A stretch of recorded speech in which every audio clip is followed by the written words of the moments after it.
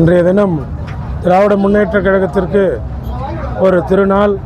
நமது உயிரினும் மேலான ஒப்பற்ற கழக தலைவர் அவர்களும் மாண்புமிகு டாக்டர் கலைஞர் அவர்களின் 103வது பிறந்த நாளை ஒட்டுமொத்த தமிழ்நாடை சீரும் சிறப்புமாக கொண்டாடி கொண்டிருக்கிற இந்த வேளையிலே நம்மையெல்லாம் ஆளாக்கி மகிழ்கின்ற எங்கள் அன்பு தளபதி கழக தலைவர் அவர்களின் வழிகாட்டுதலின்படியும் இளைய தலைவர் நாளைய தமிழர்களின் எதிர்காலம் மாண்புமிகு உதயநிதி அவர்களின் வழிகாட்டுதலின்படியும் எங்களை எல்லாம் ஆளாக்கி மகிழ்கின்ற எங்களுடைய அரசியல் ஆசான் மாண்புமிகு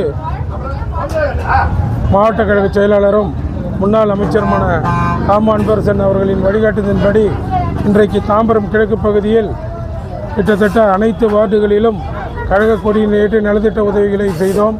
காலையில் 9 மணி வேளையில் மாடம்பாக்கம் பதுவஞ்சேரி பகுதியில் 69வது வார்டில் கழக துணைச் செயலாளர் பகுதி கழக துணைச் செயலாளர் சாம்சன் அவர்களின் ஏற்பாட்டில் அனைவருக்கும் காலை உணவு வழங்கப்பட்டது.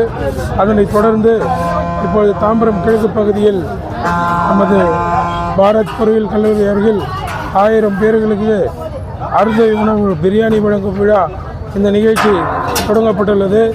இதில் நமது தென்னீர்மலை பகுதி கழக செயலாளர் அன்பு சகோதரர் திரு தா ஜெயக்குமார் அவர்கள் தொடங்கி வைத்தார்கள்.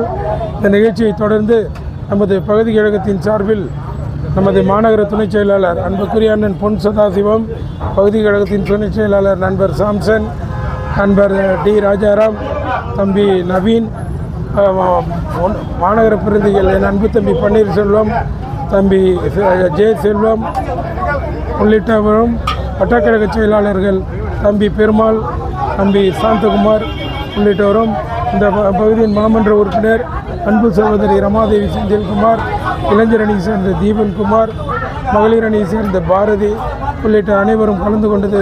இந்த நிகழ்ச்சிக்கு பகுதி கழகத்தின் சார்பில் நெஞ்சார்ந்த நன்றியினையும் வணக்கங்களையும் தெரிவித்துக் கொள்கின்றோம். தலைவர் புகழ் என்றென்றும் ஓங்கும்.